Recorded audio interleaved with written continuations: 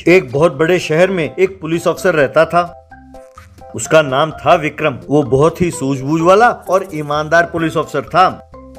एक दिन उसके उच्च अधिकारी ने उसे बुलाया और कहने लगे, विक्रम, हमारे हाथ एक अजीबोगरीब केस लगा है, तुम्हें उस केस को डील करना होगा। तब विक्रम, बताइए सर, मुझे क्या करना होगा? मुझसे जो पन पड़ेगा मैं करूंगा सर। तब अफसर, मैं जानता हूँ विक्रम कि ये केस तुम सॉल्व कर सकते हो, इसीलिए मैं तुम्हें सौंप रहा हूँ। केस ऐसा है कि हमारे शहर से दूर एक छोटा सा गाँव है रामापुर। उस गाँव के सब लोग रातों रात गायब हो गए। अब समझ में ये नहीं आ रहा कि इतने सारे लोग रातों रात अचानक गायब कैसे हो गए। अब तुम जाओ और पता लगाओ कि माजरा क्या है। यूं कहते ही यस सर करके विक्रम ने सल्यूट मारा। इस तरह विक्रम अपने बाइक में रामापुर गांव पहुंचा। वहां खड़े कांस्टेबल को उसने बाइक में बिठाया और सारा गांव का चक्कर लगाया।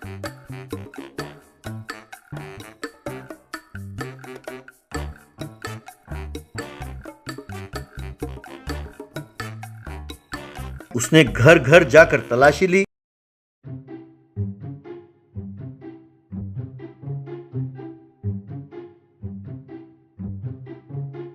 कांस्टेबल, सर, उस दिन मैंने एक मन्नत मांगी थी, इसलिए मैं मंदिर में ही सो गया था। सवेरे जब मैंने उठकर देखा तो सारा गांव खाली था। ये सुनकर विक्रम सोच में पड़ गया।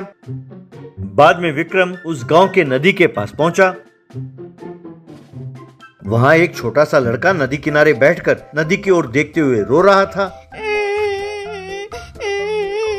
विक्रम, बेटा, तुम कौन हो और तुम रो क्यों रहे हो? क्या हुआ? तब वो लड़का, माँ और बापू इस नदी के अंदर है।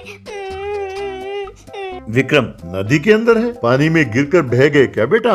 तब वो लड़का, नहीं नहीं, राक्षस आए थे और उन्हें पानी के अंदर ले गए। सिर्फ माँ और बापू को नहीं, सारे गांव के लोगों को लेकर वो पानी के अंदर चले गए और वहीं रखा है कैद करके।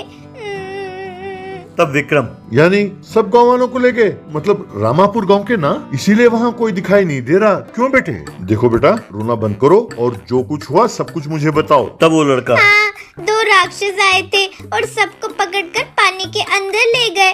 वहाँ एक बहुत बड़ा गांव है और वो हम सब गांव वालों को वहाँ ले गए और वहाँ सबसे काम कराने लगे और हम लोग भाग न जाए इसीलिए वहाँ पर कुछ राक्षस पहरा देते रहते हैं। इतना ही नहीं, हर रोज एक गांव वाले को खा जाते हैं ये लोग। वहाँ मेरे माँ बाप एक ढाबे में काम कर रहे हैं और खाना पकाकर लोगों को खिला रहे हैं। विक्रम, लेकिन बेटा, पानी के अंदर लोग सांस कैसे ले पाते हैं? सब जिंदा कैसे हैं? तब उस लड़के ने अपने जेब से एक पत्थर निकाला और कहा, इसे जेब में रखेंगे तो सांस लेने की जरूरत नहीं पड़ेगी। मैं चुपचाप वहाँ से बचकर निकल आया, लेकिन मेरे माँ बाप वहीं रह गए। वो राक्षस इन सबको खा जाएंगे।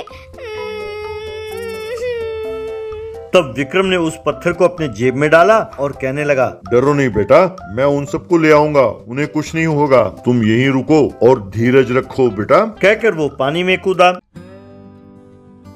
यूं पानी के अंदर तैरते हुए वो तह तक पहुंचा।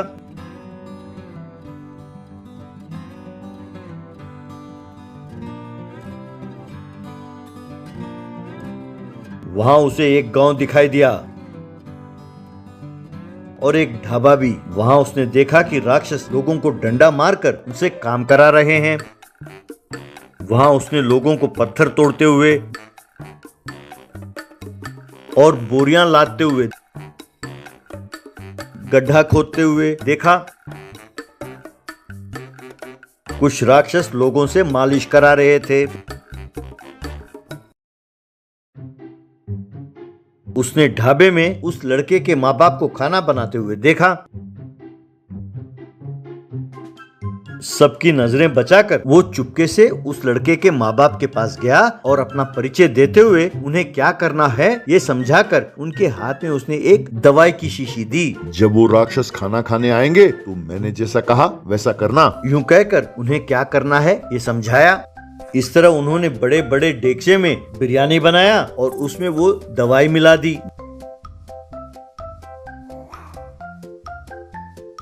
बाद में सब राक्षस खाना खाने बैठे। इन दोनों ने उन्हें बिरयानी परोसा। राक्षसों ने बड़े चटकारे लेते हुए खाया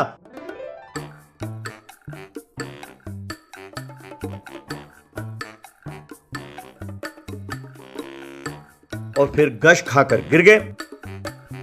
तब विक्रम, गाँव वालों चलो उठो और जल्दी से यहाँ से भागो, इससे पहले कि ये सब जाग जाएं। मैं अपना परिचय बाद में दूंगा। अगर इनका कोई मूल्यवान वस्तु आपका हाथ लगे तो आप उसे लेकर यहाँ से चलो। यूं उसने आवाज दी। यूं सब गांव वाले सोने से भरे संदूकें लेकर वहां से तैरते हुए बाहर निकले।